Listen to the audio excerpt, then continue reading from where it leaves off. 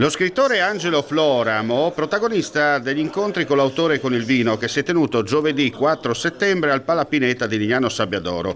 Sapori, luoghi e storie da scoprire nella magica terra friulana.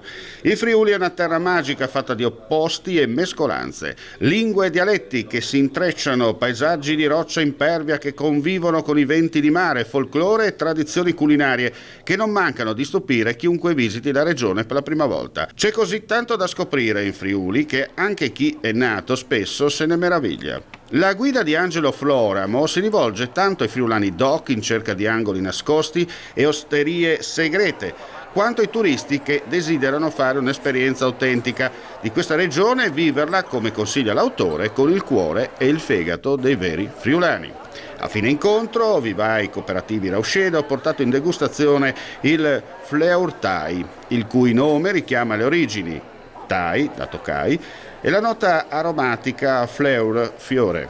Il quadro aromatico presenta una buona intensità degli aromi con note evidenti di fiori bianchi, pera e mandorla, tipiche del parentale Tokai friulano. Un vero friulano in Friuli cerca di esplorare quei mondi che gli appartengono, che forse ancora non li conosce, ancora non è capace di metabolizzarli appieno e quindi va alla ricerca forse di se stesso nell'altro da sé, in quello che è caratterizzante questa nostra terra così plurale, così carica di tante suggestioni.